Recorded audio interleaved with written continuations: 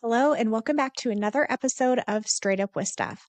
I am so excited to share this episode with you today. I'm interviewing a hygienist named Jazmine. She actually has her own practice in New Mexico called Pearl House Hygiene.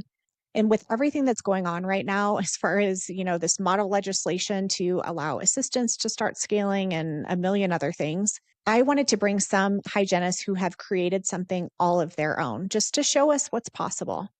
She has her own brick-and-mortar hygiene practice in New Mexico, and today she shares with us why she chose to practice that way, how she did it. We talk about the logistics as far as fees and scheduling and how she's finding patients. And she also coaches hygienists or other dental professionals who want to start a company within dentistry. So if you've been thinking about it, definitely listen to this episode and maybe even reach out to Jazmine because she's very transparent. She doesn't gatekeep any information, and she really just wants to help. I hope you enjoy today's episode with Jazmine. Hey, it's Steph, and welcome to the Straight Up With Steph podcast, where we have real discussions around health and life and just trying to be better at both. Hi, Jazmine. Thank you so much for joining today. Thank you so much for having me. I'm very, very excited. I am too. I cannot wait to pick your brain. So I know that you are an independent hygienist. You own your own practice. We're going to talk all about that. But when did you start practicing independently in your hygiene journey? Well, I just opened my practice in September of last year, so it's only been a few months. Up until September, I was working full time, 5 days a week to make this work. I worked 45 minutes out of town, and so I would make that drive every day. I actually still work part-time 2 days a week, and then I work in my practice 3 days a week. Wow. And what state are you in? New Mexico.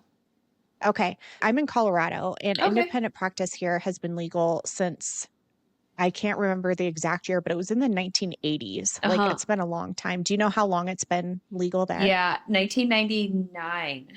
98 or 99, yeah, is how long it's been allowed here. Yeah. Was there a lot of independent practices there? So yes, there are, but mine is different because the other hygienists that own practices, I believe, have dentists in their practice. So they're pretty much like a full-blown dental practice. And then other hygienists that work collaboratively is what we call it, or independently. They do a lot of mobile hygiene. So they're going into nursing homes, they're going into schools, hospitals, things like that. So my practice is a little bit different in that I am brick and mortar, really holding out for just hygiene only and just really doing a lot of wellness here. So the other practices that you mentioned, you said they're pretty much full-blown dental practices with a dentist and stuff, but the hygienist owns the practice? Yes. I wonder how that works. You know what I mean? Yeah. Yeah. And the ones that have been around, they've been doing it for a long time. And as you know, we make these great relationships with great dentists. So I would imagine that the working relationship is understood and great and established. That was something, I thought of. I'm not totally opposed to having a dentist in here, but I really want to hold out as long as I can for being hygiene only. But luckily, I will have a few dentists in my back pocket that we work well together, and it would be a thing, so. I really am hoping that this can be somewhat of a guide maybe for a hygienist who is thinking about doing this. So what are the steps that you took from the start to create what you've created? I had been following Tracy Baker. I don't know if you're familiar with her from the Dental Hygienist for probably a solid year and a half. And she was just, I don't know if you ever met her or spoke with her, but follow along and she just gets in your brain. She's really good at that. I'm familiar with her. I haven't met her, but I followed her. Yes. But what does she do? Just for people who don't know. So she does dental business development, or did. So Tracy passed in August, and she was my business mentor. And so she helps hygienists just like myself. She also did dental practices. So she would go in and revamp their practices for them, their hygiene department. Any dental-based business, like she would help people launch, promote, and grow these amazing dental-based businesses. It could be a dental product. It could be an instrument, anything like that. She helped people do. But she really liked to, because she was a hygienist herself. Hygienist had a place in her heart. And so that's who helped me start my practice. And one day I said, okay, I'm doing it. And she says, all right, let's do it. And so we started in April of 2023, I want to say, March or April of 2023. And I started working with her. And then one thing led to another. And here I am. So, yeah. Wow.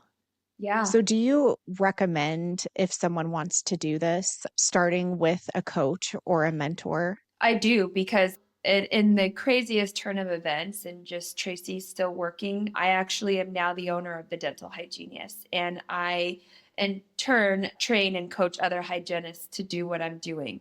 I'm starting with hygienists because obviously I'm a hygienist too. And this is, how I got started with the dental hygienist. But up next, I want to get into dental practices and help their hygiene departments grow and be profitable. But I do recommend it because this is hard. This is so hard. And one of my favorite things to say to my clients is that I'm failing at things and I have failed at things, so y'all don't have to. I'm right in the trenches with you. I'm doing this right along with you. And so, I've been successful at things, so now you can be double successful. And I've failed, so now you don't have to. And so, yeah, I highly recommend it because, at the end of the day, we all need a little help, right? Oh, yeah. When I first started my business, I mean, I had no plans on starting a business. It's just something that I felt called to do. But when I first started, I was like, I literally don't even know where to start. Like, do I get a business license? How do I do the accounting? Like, whatever. Right. So I had a coach help me just kind of hold my hand for those first few months to kind of Yeah. just get me going. And that I don't think I would have been able to do it without someone helping me. Really. And at the end of the day, sometimes it was just like you need someone to say, you can do it. Yeah. You can absolutely do this, because what's the biggest question? Can I even do that? And so just to have someone in your corner that's like, yes, you absolutely can, makes a huge difference. So, if someone we'll just say in New Mexico, wants to start their own hygiene practice, what are the first few things they need to do? Like, do they need to file and get a business and a business name and all that first? Okay. Yes, that's what I would recommend. So I'm actually in the process of franchising Pro House, which has been my goal. And to be able to do that in the first 5 months of business is pretty crazy. I have one getting going down south here in New Mexico. I plan to have it in every corner just because we have such an access to care problem. And so, yeah, the first steps would be getting a coach. Number one, doesn't have to be me. I'd recommend it, but it doesn't have to be. Getting a coach, picking your name and like establishing that, because then once you have your name set, then it kind of feels real. And then you go from there, right? And then in New Mexico, you have to be working, I believe, more than 3 years or have so many active practicing hours in order to apply. You have to have a collaborative license in order to do this. You can't just be a regular hygienist. You have to have some years under your belt, and then you have to make sure all your CEs and things like that are up to date. So that's like the first step, right? Like make sure all that's done, all that's set up. And then you get yourself a good coach. You find your business name, you get your license, and then you go from there. You get your tax stuff all set up. That's always exciting. Get your EIN, which makes you established as a business, and then you go from there.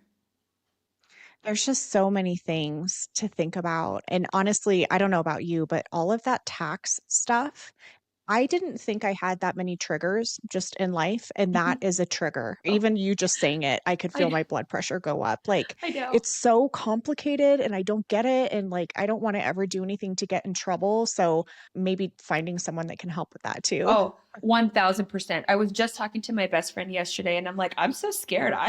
Anytime like the phone rings, I'm like, it's the IRS, like they're coming for me. It's terrifying, one wrong move and it's just, you're committing fraud. And you're like, what? I just didn't know. But yes, highly recommend getting an accountant and someone to help you with that stuff for sure.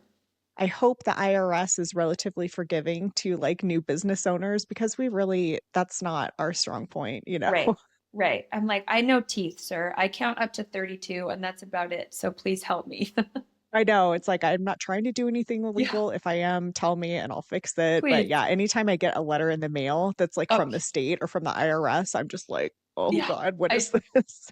I'm right there with you. Anything like bank related too, I'm like, no, I don't want to know. I don't want to know. Yeah. I know, I know. It's like just don't tell me. How did you figure out, the business stuff and taxes, okay, but then you have to worry about maybe the building or the equipment. How did you figure that out? Well, luckily, Tracy guided me a lot through that. So that was Okay. very, very helpful. The loan stuff, I mean, I'll be very transparent. So I'm divorced, I'm a single mom. And I don't know if you've been through divorce or anybody else has, but that takes a toll and it tanks your credit. And so I've been like the rebuilding process of credit and financially being stable and things. So that was the hardest part in the beginning was securing a loan, especially because banks were like, well, you're just a hygienist, where's the dentist? You can't do Mhm. that. And I'm like, actually, sir, I can.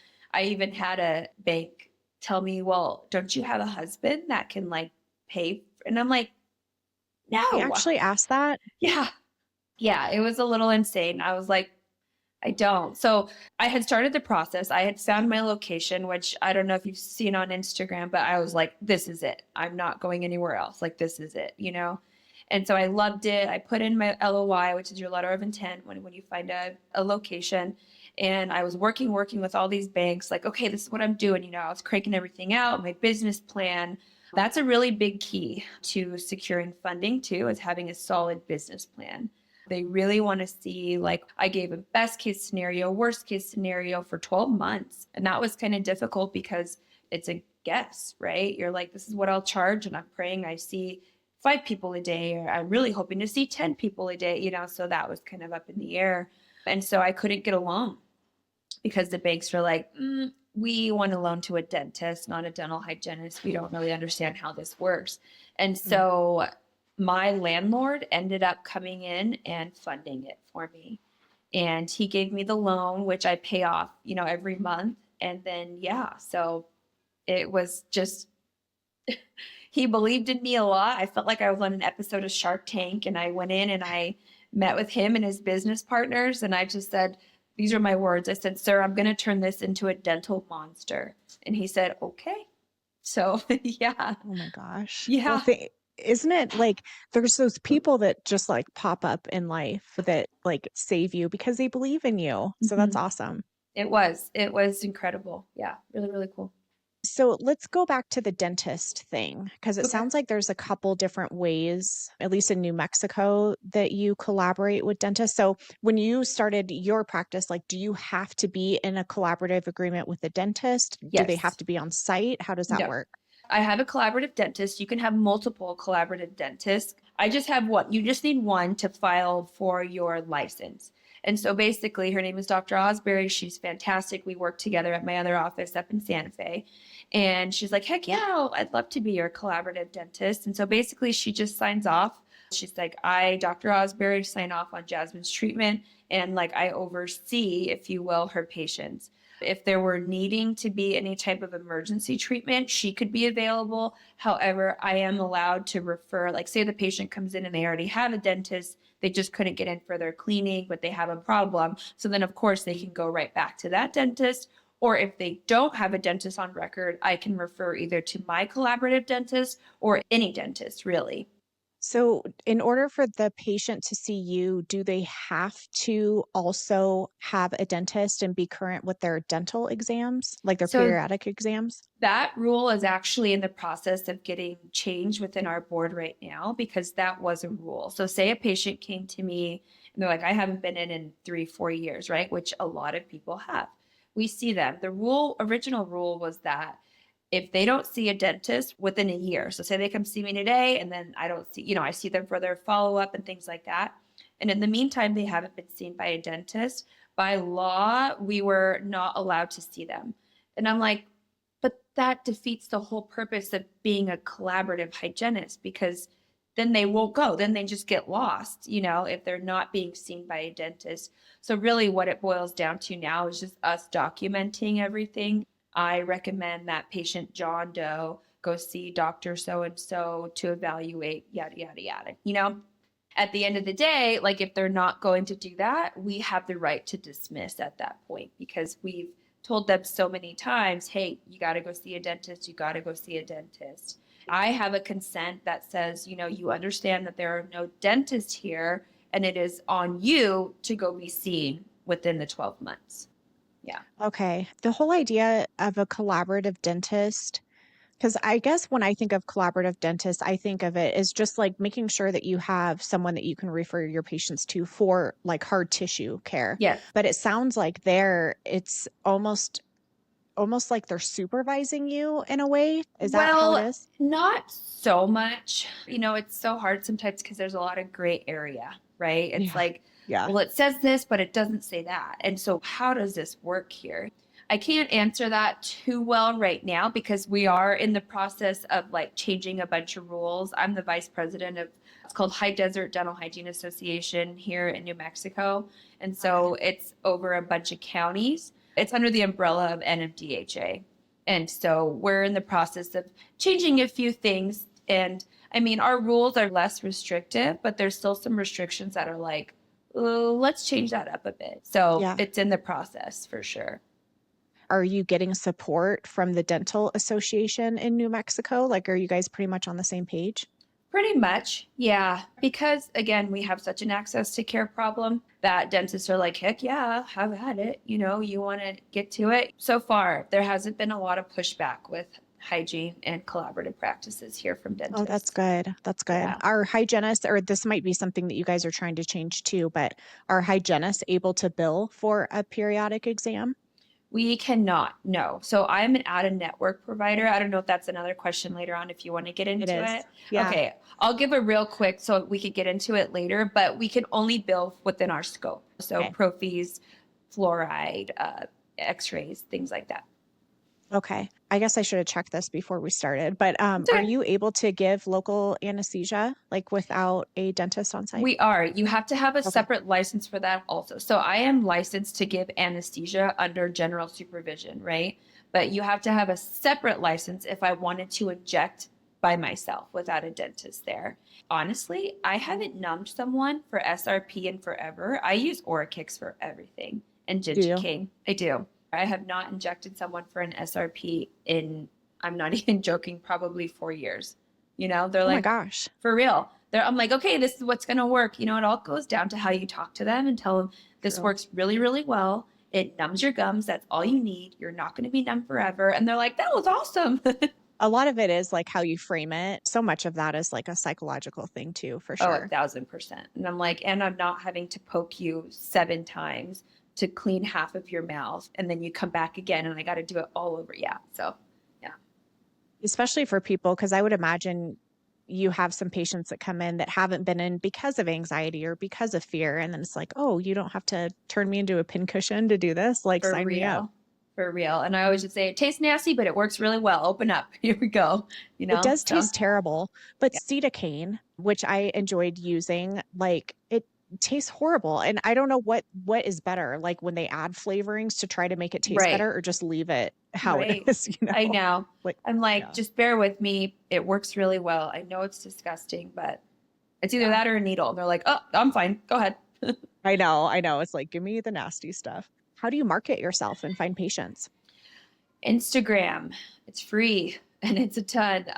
Social media is good if you know how to is. use it, It is. And I have a social media manager now. She actually is in-house and she has changed the game for me. In the beginning, I started doing it myself because I looked into that stuff. And that's the second hardest part about this that I will shout from the rooftops. I'm like, marketing is so hard. And it's so expensive. It is insane. And the return, I'm like, well, what's the return? You want to charge me $5,000 just to do X, Y, and Z? And what is my return? I mean, I do a lot of little local vendors, like pop-ups, things like that, and then hit Instagram really, really hard. Yeah, I love I'm not going to mention names, but some of the bigger dentist Oh, creators yeah. out there, they have multiple practices, but they're also creating really good content for more like patient facing content.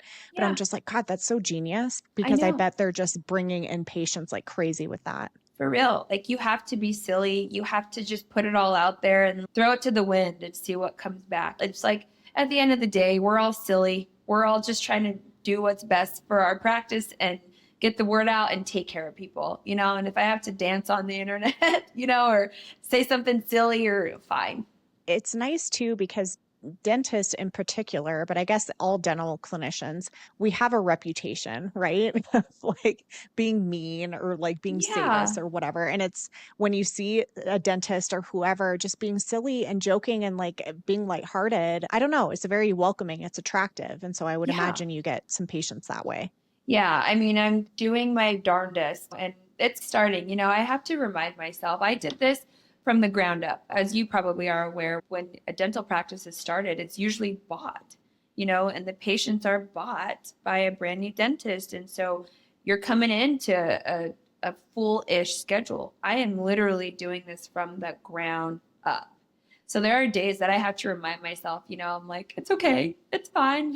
You're 4 months in, girl. Like you're gonna be okay. I have to remind myself that because I'm used to a full schedule. Like my practice in Santa Fe where I was working, say someone canceled, I wouldn't be able to see them till April or May, like being that slammed to going to seeing 4 or 5 patients a week right now. It's like, okay, it's fine. I was going to ask you, like, how many patients are you seeing a day? How much time do you give yourself with them? Yeah. Honestly, if I saw 5 people a day, I would hit my production goal because I'm an out of network provider, so it's cash, right? So right now I'm averaging, I'll be very honest, I see maybe 1 to 3 a day right now because I'm Okay. building, I'm growing. And the time I give about an hour because typically if they're new, I do a full mouth, I do prophy, I do all the charting, and it's just me right now. I don't have an assistant, so I am front office, back office, cleaning lady, everything in between. I'm doing my own hard tissue, I'm doing my own perio, TMJ, oral cancer, all of it by myself, which is fine. But I gave myself a little more time. Do you see yourself as you grow, maybe hiring a front desk, maybe hiring an assistant? I mean, do you have room to build out for like another hygienist, maybe? I do. So I built it out for 2 operatories. So I do have 2 ops going right now. I do have a hygienist that rents from me also.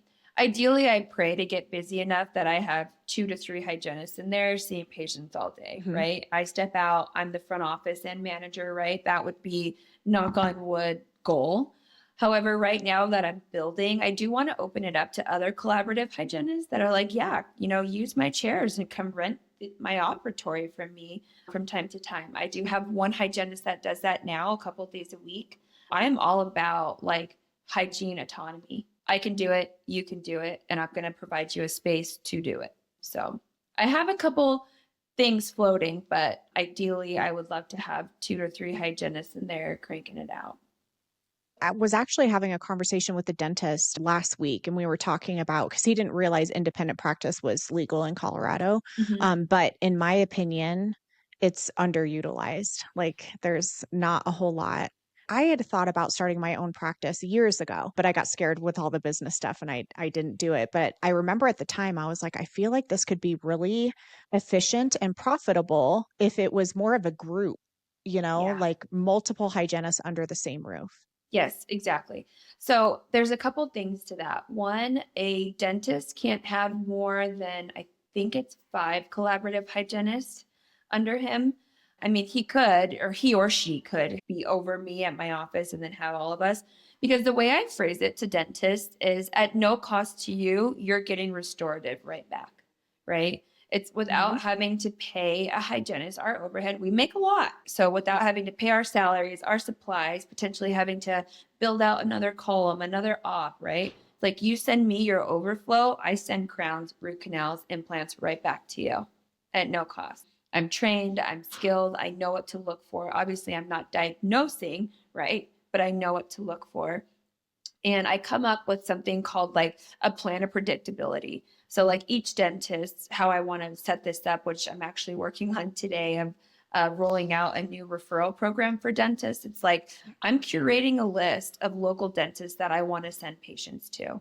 I don't want to just send them out to every guy. I want a set list of perio, general, ortho, things like that. But you tell me what you want me to look for, and I can easily do that. Because you know how we have to phrase things. Well, this looks a little suspicious, but typically when doc sees this, we either do crown, root canal, or a EXT, things like that. That's how I dress it up to dentists is like I'm sending you treatment. I'm sending you money back in your door without having the overhead of a hygienist. So it could be very profitable for dentists for sure. Oh yeah, it's like free marketing, free patients basically. I don't know how much they pay to get a new patient, but it's a lot. So it'd be Yeah, nice to get it for free. Can you absolutely. refer to, like you mentioned, all the specialists? Like, can you refer a patient directly to a periodontist or oral surgeon, or do you Mhm. have to like refer them to a dentist first? That's a great question for legality. I don't see why we would have to go to general, Okay. but I have a bunch of referral pads for perio and oral surgery and things like that. And how do you explain it to the patient? Because this is it's a new model. I mean, it's been Hmm. around for a while, but it's still new Yeah, to a lot of patients. So how do you right. explain that to them? That like there's not a dentist here, but you're still going to get what you need from me. Right. I first of all phrase it as when you did go to the dentist, who did you spend the most time with? You know? Yeah. And they're like, the hygienist. I'm like, exactly. So when Yeah. you come here to me, I am giving you 1 hour of just a full workup. And then whatever findings I see, I refer to either your dentist or a dentist that I have worked with and I know and I trust and I have selected to take care of you pretty much. They say, well, what's the difference in coming to you versus going to a dentist? And it's like, well, I get you in quicker. Number one, you have my full undivided attention. I'm not upselling you on anything because I'm telling you exactly what you need and how to proceed. And then at the end of it, you're good. You're done. You have to go see your dentist and within the 12 months to make sure that nothing else is going on. I've taken your x-rays. I'll send them your x-rays, all very, very transparent. The system I use also is really, really cool. It's called Oryx. Are you familiar with that? Huh.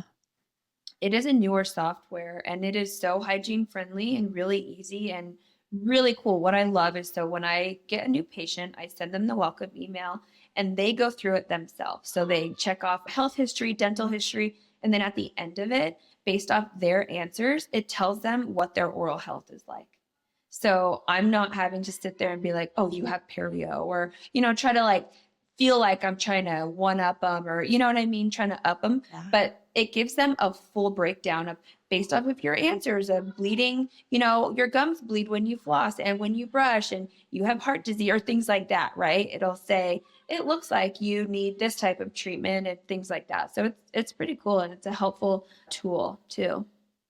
Yeah, it kind of almost takes the burden off of you in a way. And you're like, well, it's actually the report that's telling Right. you that you're a hot mess or Right. healthy. It's It's not it's me. off it's your answers that you Yeah. gave, it's not me telling you.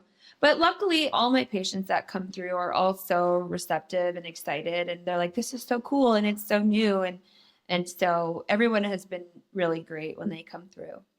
I'm not like discounting dentists or Of anything, but course, like yeah. we all know for the most part that patients are coming in, they build really strong relationships with the hygienist, Yep. and if that hygienist leaves, they're going to really try to follow him or her wherever they go. Absolutely. One of the examples I give, because I'm a Dallas Cowboy fan, and this could just be for any sport. It doesn't even have to just be the Dallas Cowboys, but it's like when you go to a game, you don't go to see Jerry Jones, the owner, right? You go to see Dak Prescott and you go to see, like, for the Broncos. I'm sure you're a Bronco fan. Like, you go to see John Elway. You don't go to see the owner.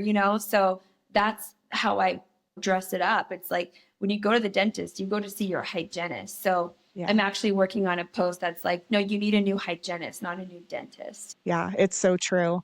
What made you decide to, because I was going to talk to you about insurance and stuff, but it sounds like you're fee for service. How did you decide to do that versus like just taking all of the insurance? Well, because insurances weren't on board yet. Since it's so new and only a few states do what we do, Mhm. Colorado, New Mexico being the one, Maine, and then a few other states. Insurance are like, how do we even do that? I don't even know if that's a thing. And so I am an out of network provider with insurances. So, how it works, the patient pays me up front, I submit the claim, and then based off their plan, the insurance will directly reimburse the patient. That's kind of the runabout way. Another reason because insurances, as we know, are paying less and less for Oh, treatments. I yeah. mean, Yeah. insane. I go through because I like to stay up on my numbers and stuff. The other day, an insurance, I don't remember which one, paid $45 for a prophy. Like, that's Medicaid fees. Insane. That's a big reason why I didn't take insurances. I did decide to enroll with Medicaid, which as everybody knows, it's very tough. And so I'm still in the Tough as process far with as that. like reimbursement or Reimbursement, just enrollment. I mean, I started the oh, process with them in August, and they're like, and I've seen a handful of Medicaid patients, and I go to submit the claim, and they're like, oh, we can't find it, or we don't have your proper NPI number, and things like that. So just giving you a roundabout. That's like, this is why people don't take Medicaid, because this is crazy. They need do to you find streamline it. yourself spending like a lot of time like going back and forth with insurance companies if they're trying to deny it because you're a hygienist? I would say the only time that that has happened has been with Medicaid. So the insurances that I bill to are Delta Dental, which is pretty straightforward. They haven't given problems. And sometimes patients have come back and said, oh, well, they didn't reimburse me fully. And I said, well, no, that's based off of your plan. It's not Yeah. how I do it. It's what your plan provides, and I explained that. So sometimes that's a little difficult because people are like, you said I would, and I'm like, no, I didn't. I They didn't want see free. that. They Yeah, want it all free. of Yeah. course. They say, well, I usually get 2 free cleanings a year. And I'm like, you don't, because you pay for it regardless every month.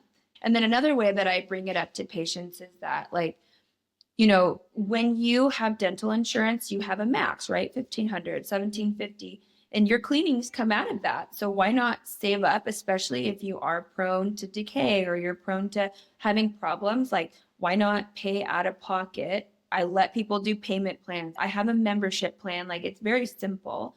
So save up your max. That way, when you do need something big, you need your crown, you need the root canal, you can have it, all those benefits towards. So. Yeah. So I was going to ask you if you have some kind of like in-house discount Yes, plan or I something. do. I had, like, the other day, this sweet girl, she's like, I really need cleaning, but I'm broke. I'm like, girl, put $50 down and make payments on the rest. And it was like Yeah. $125. I'm like, I don't care. I just want to help people. So I let people do in-house payment plans, no credit checks, nothing like that. And then I have membership plans that are for, like, I have children plans, which is like $3.99 for the year, comes out to like $35 or something a month. And Hmm. then I have routine adult, so that's like your healthy prophy patient. And then I have the perio plan. And so within those plans, they just pay monthly, and then they get their 4 to 6 month bite wing checkup, fluoride, their 2 cleanings. And then for perio, they get their 4 cleanings a year, 3 sets of bite wings, fluoride, or I do hydroxyapatite also. So yeah, it's a good deal that I'm really trying to market and advertise for. Yeah, that's awesome. And by the way, I just want to say I am in full support of you being fee for service. I worked Yeah, for a practice who is not contracted with insurance for almost 10 years, and it works. Like you yeah, have to frame things to the patient and help them understand. But we had patients, so many patients, they were fine paying out of pocket. We had some that would actually that like left to go to an office that would take their insurance and they came right back. They're yeah. just like, "Nope, I'm willing to pay." Yeah, absolutely. It's like we understand that you are paying out of pocket for this. So, and I mean, not to knock other offices that take insurance, because we've all worked in those offices and we all do our best every single time, Mhm. but there's a difference. There's a difference in the quality of care, I believe, that you receive in fee for service versus an insurance practice. That's for sure. Yeah, totally. I mean, it's honestly, it's most of it's about time, right? Yeah. We do Yeah. not have time in these really insurance-driven practices. How did you come up with your fees? Like, I got the UCR fees for my area, and then Mhm. I upped it a little bit because it's like I'm providing this really nice space, and in this type of environment, my care is very individualized. And so for my cleaning, I charge 125 for a cleaning. And then x-rays, full mouth is 100.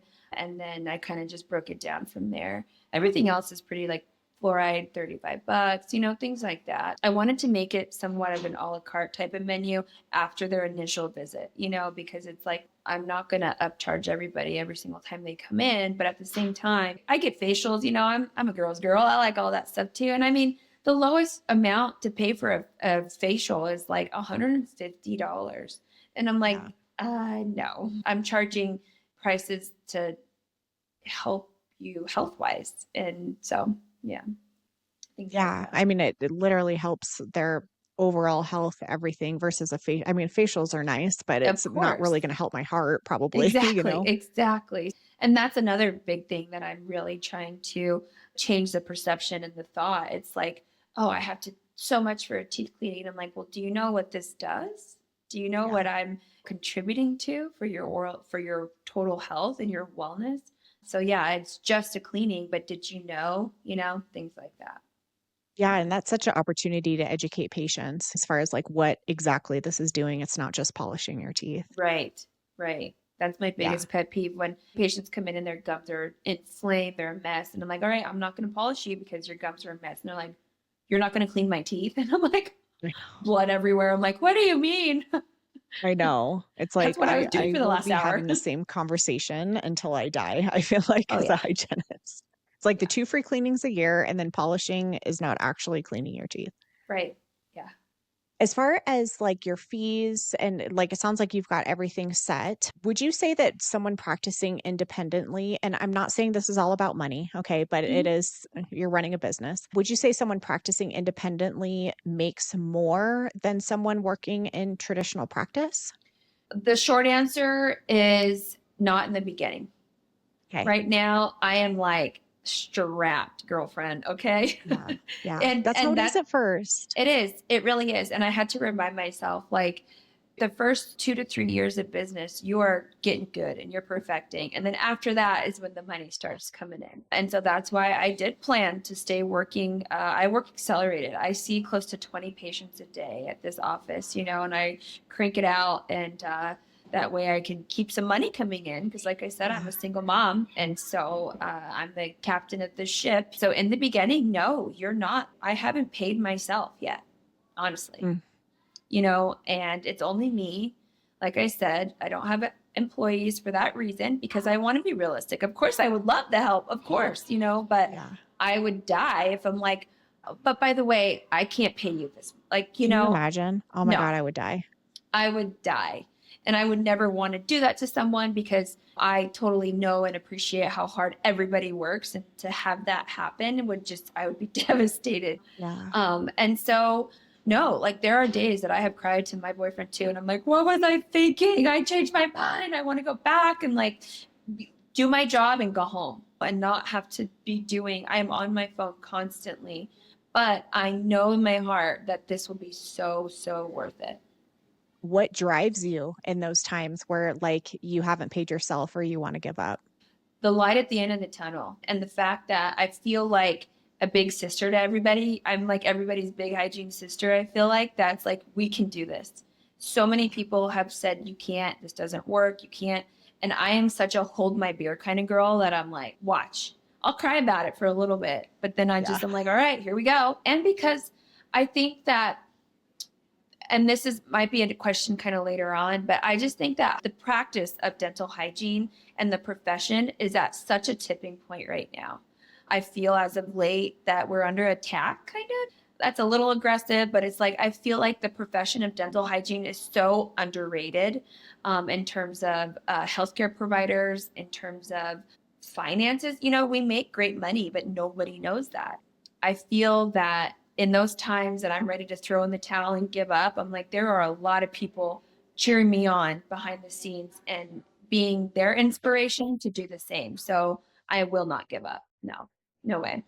I love that. If someone tells me no or that I can't do it, or if I know that they don't believe in me, it's like it hurts for a second, and then I'm like, "Okay, I'm just Yeah, gonna, like, do it anyway." exactly. I had a hygienist, a local hygienist here in Albuquerque come for me last week and I'm just like, what is going on?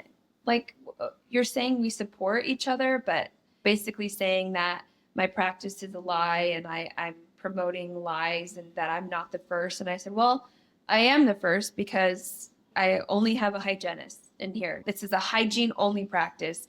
I have a nurse practitioner in here as well. I don't have a dentist. You guys have dentists, and I'm not knocking it. I'm just doing it differently. That's it, Yeah. you know, Yeah. because the goal is wellness. That's it. And it all starts in your mouth. And so that is what Pearl House represents. You have a nurse practitioner there Yeah. too? So, Yep. okay, I didn't know that. So Yeah. how does that work? Like, She rents space from me, so she's her own separate entity. However, I'm really fascinated by hormonal health as of late. And after COVID, I have just seen such a sharp increase in inflammation and bleeding, and even in young girls and everybody, so it's been fascinating. But anyway, so she's a nurse practitioner. She does a lot of hormone therapy. She does weight loss, anything like, of that degree. And so I thought, well, that's exactly on par for what I'm wanting to turn my practice into, which is like a mhm. one-stop wellness place. She just started with me last week, and so she's getting her business and everything going. And so yeah, we're going to turn this into a wellness hub here in New Mexico. Oh my gosh, that's so awesome. So, I want to go back to what you were saying as far as the current state of dental hygiene. I completely agree. I feel like we're going to look back on this and be like, this is when everything changed. Where do you see the future of hygiene? Is it in models like this, or do you think it's still clinical practice the way we've always done No, it? I feel like I got in at the right time. I really do. I've been called the mouth of the South for a reason, because I will say what everybody's thinking and I'll say that isn't right and that's not how it should be.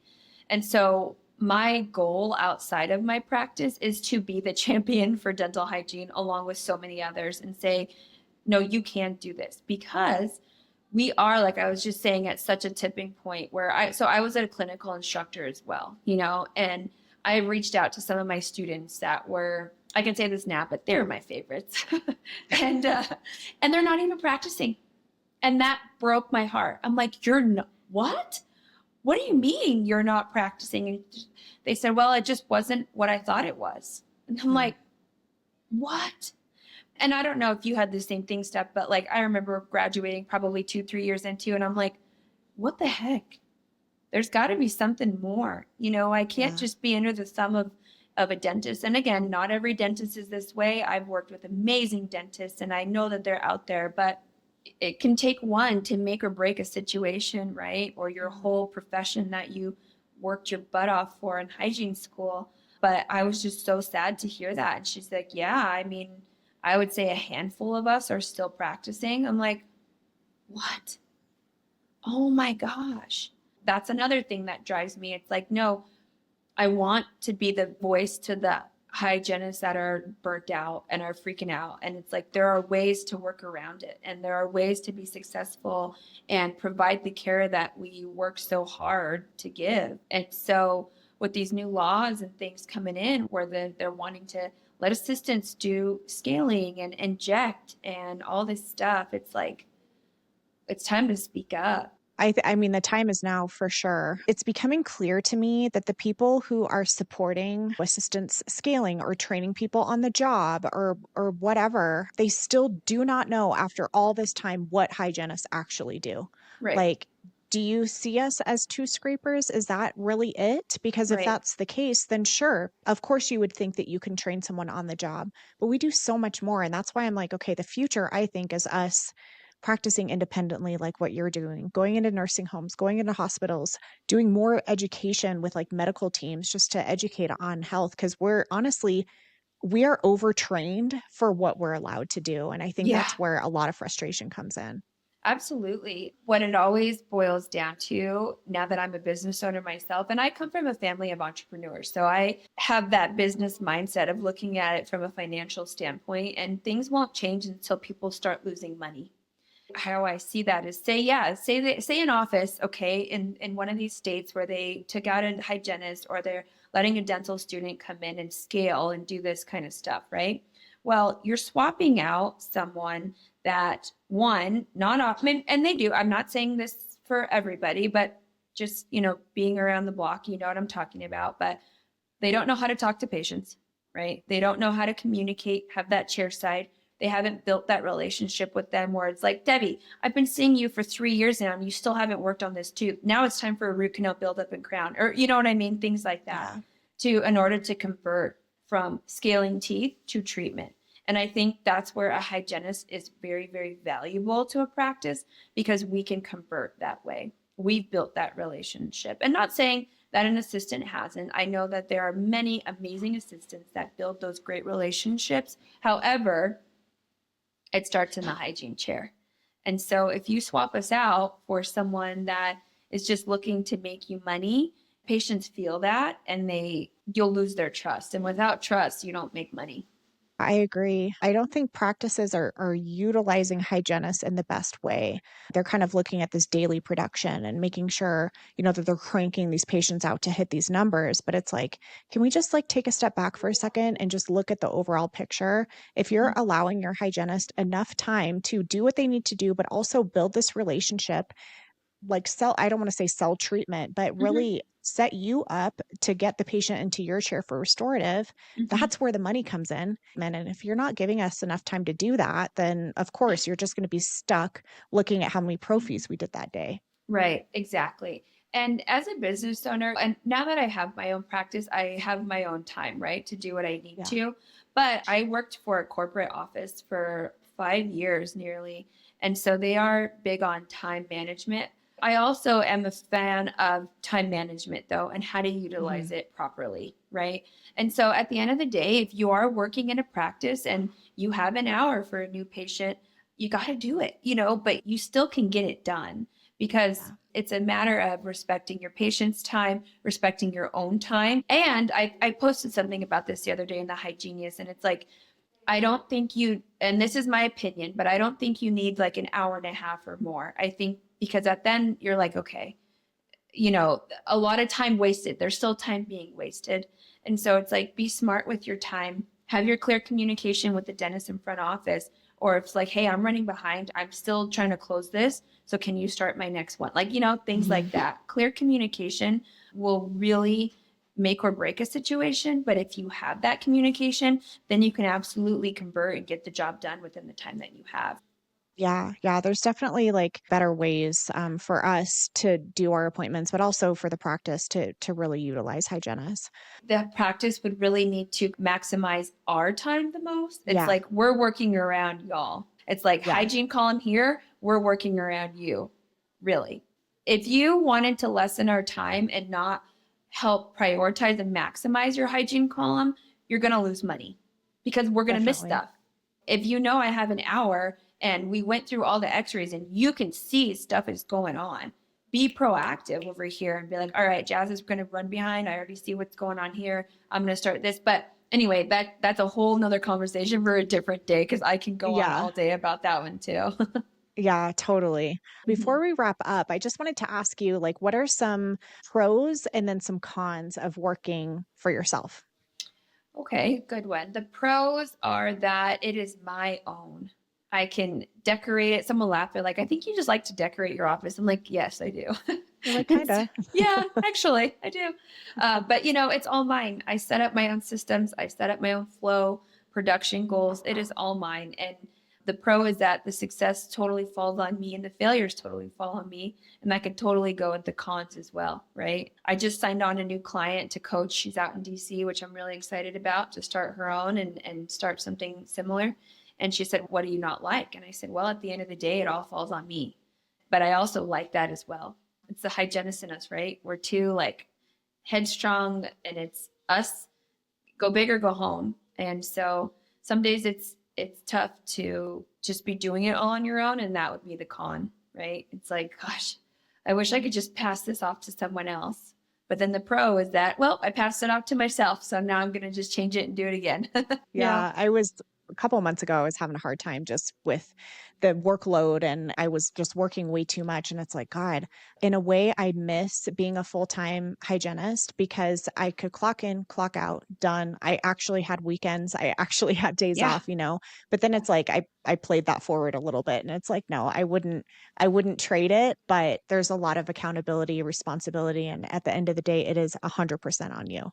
Yeah, it is. And I mean, we've all been there. I've had that same thought just a few days ago where I was like, what did It's I like up and down, right? For real, it is. I'm like, I just want to. My office, we had really a good time at my old office, and I'm like, can I come home? Do you guys miss me Yeah. yet? And they're like, no, you can't come home.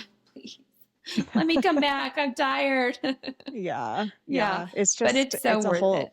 whole nother ball. It is worth it. I wouldn't ever like trade being an entrepreneur, but it's a lot. And you just have to get used to the fact that you probably won't be able to clock out completely ever. There's always going to be something. So, yeah. Yeah. But like I said before, you can do it. We can do it as Yeah. hygienists. You just got to make connections with the right people. That's my goal, is to get a lot of hygienists. Like I said, I'm franchising this.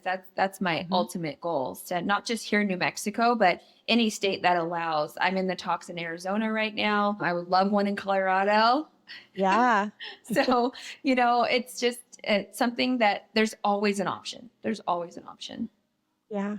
Well, speaking of connections, if somebody wants to learn more about you or even reach out to you for some help, what's the best place for that? Yeah, of course. Instagram. That's where I live. That is my home.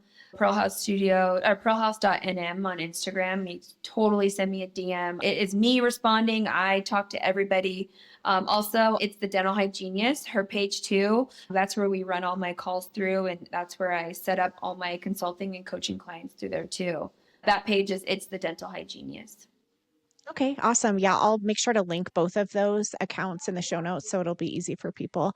Thank you so much, Jasmine, for spending so much time today Of and all of course. your No, I was tips and happy stuff. to. Thank you so much for having me. I was really, really grateful and excited to be here. Of course. All right. Well, thank you everyone for listening, and we will see you next time.